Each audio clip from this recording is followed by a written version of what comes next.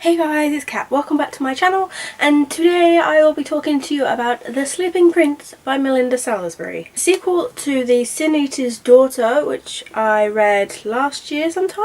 God, I still can't believe it's 2017 already. Where has the time gone? So this book took me pretty much just over 2 months to read. I started this in like early December, and it wasn't so much that I got bored or anything. I think I just got distracted by the books and I wasn't in the right frame of mind to read it. And then I was also trying to do the Harry Xmas to You readathon, and just things got in the way. And so I read bits and pieces of this over the time, but I think I went into this thinking this was just a general sequel. I didn't know it was a companion, although I had suspicions when I read the prologue. But then people on Twitter were like, no, it's not a companion. But it is a companion because it's based on the same world but different characters.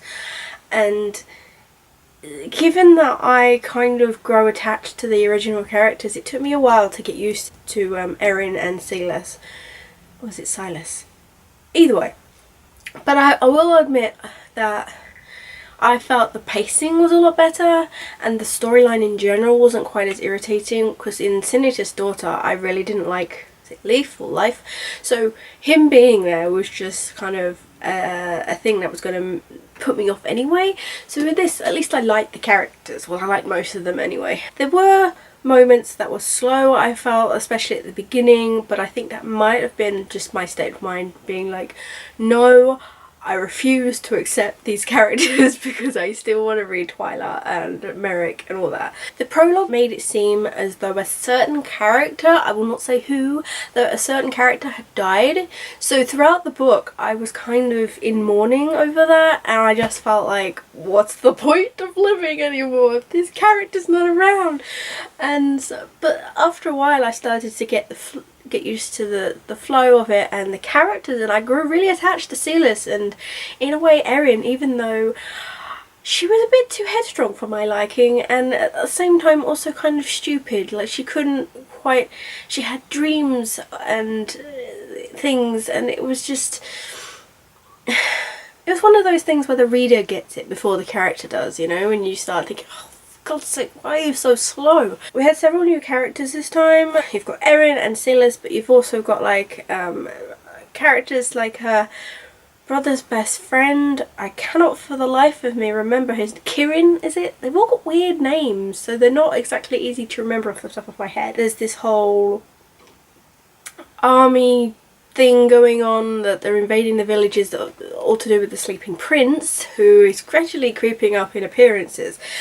And I won't go into too much detail, but there's certain dreams that Erin has where a mysterious guy, or at least I see him as a guy, appears in hooded. She doesn't know who it is, and she thinks it's Silas, and I'm just thinking, well, it could be, or it could be someone else. So, and this whole time she thinks that Life, I want to be saying his name wrong, so she thinks Life is dead. And I'm like, no, he's not, because usually the main character, or mainish character in books, you know they're not dead until you see or you read them being killed, because unless you get a detailed picture in your mind, there's no way that they're gonna just brush over somebody's death. The fact that the writing flowed a lot easier with this book, like I wasn't I mean, yes, I was stop, but it wasn't because I was bored or getting taken out the story so much. It was just my mindset. And I really liked the whole apothecary kind of thing with the poisons and the medicine and that kind of, you know, it wasn't like I'm not generally interested in that in real life, but I like reading books about, you know, botany and all that stuff. So I liked how creative Erin was, and generally just the romance. There wasn't really much romance between her and Silas, but you just felt the chemistry, you know. I was wary at the beginning, but it didn't take me long to jump on the ship wagon and be like, oh my god, I need these two together, like, now. For some reason this series seems to have like the ability to drag you in and then spit you out. I don't know why. Like the beginning, okay, you think it kind of started off like, oh my god, I'm not gonna like this story because one of like certain person who's like it supposedly died. I'm not. It could be anyone.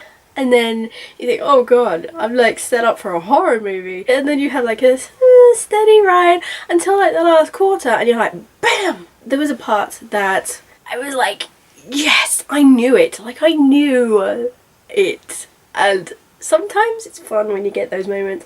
Other times it can be like, so predictable. But this time it wasn't necessarily predictable because it kind of, you're introduced to a new character and at first you're like, is that so-and-so with a different... You're made to believe that actually no, it's just a new person. Aha!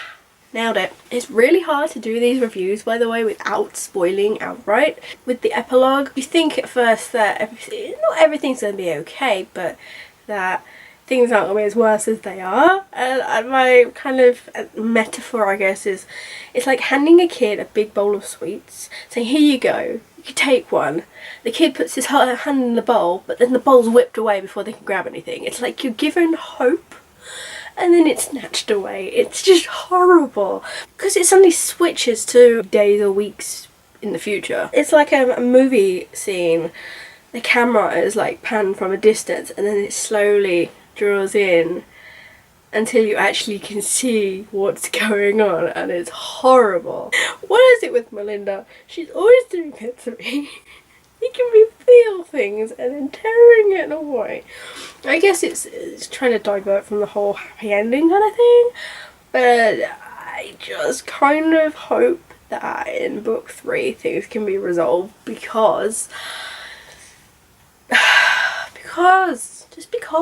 I need a happy ending for once. This is gonna sound really bad, but the Sleeping Prince, he kind of reminds me a cross between Sebastian in the Mortal Instruments and the Darkling in the Grisha trilogy. It's a cross between those two, charming as hell and like can get you on your side, but evil down to the core, and you just know that he's not going to show mercy. He is not going to let people live. He is just going to use them and get what he wants because he wants his kingdom. And you're both curdling inside, but at the same time you're like, this guy, I like him. I don't know what it is. Like it's him in Mortal Instruments, Sebastian. A lot of people hated him, but I kind of had a soft spot. And it's not that we even know the Sleeping Prince's backstory. Like, well, we do, but we don't really know things about him to redeem himself or really to see his point of view. We just know what happened, and we know that he's vicious and he is, I cannot think of the word right now, but he is determined to get a kingdom that he wants because he was promised it, and he's been asleep for 500 years, and he woke up to basically like his whole like dynasty thing has just been destroyed and he's the only one left, so he's like, I'm taking this now, that's mine. And it's heartbreaking, it's horrible for the other people, but at the same time you can kind of, I think if you were in that position you would just be like, hell bitches, this is my world, get lost. Either way, I don't hate him yet. I mean, it depends. I hate him for what he has done. Like in the epilogue it really shows what he's capable of. I still like him. Like I don't like him. I think he's just like, I think if you're in that position you would be sucked in too. I think you would be torn between absolute disgust and charmed. So yeah, I'm not really sure what else I can say. I mean, I rated this 4 stars. If I'm honest, it fell in the more of the 3.5 3.75 range, but at the same time I think 4 stars mostly because it, like, the storyline was better. Like I didn't feel like it was dragging on and on and on and on, and I like the whole Sisters of the Night thing. Oh, I don't know how you say it, but yeah, I like that whole, it's hard to explain, but I'm gonna say 4 stars. I rated the first book 3 stars or 3.5, so it's an improvement. I'm hoping the third book will be even better, kick-ass. Like I don't necessarily want badass like fight scenes and stuff, because those kind of bore me, but I do like it when you can feel like you're going on the journey with the character, that you're experiencing these things at the same time. So that's what kind of pulled me in with Erin. Like I felt like I was there. Not like I want to be in the story itself, because it sounds like a horrible world, but there are twists, there are lots of turns, there's a little bit of romance, and just there's a little bit of mystery. I think really this is probably got to be my favourite of the series, because well, I don't know, because the third one comes out in March, so we'll have to see. I mean, I'm always sceptical, because third books sometimes don't always maintain the level of brilliance or whatever, you know. So, my camera ran out of space, so I don't know what I was going to finish this with, besides, I guess this is the end of the video.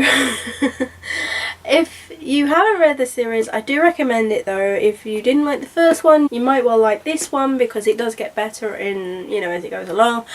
And if you enjoy this video, please do give a thumbs up and subscribe. Please click that notification bell if you'd like to be alerted to my future videos, and I will see you again soon with another video.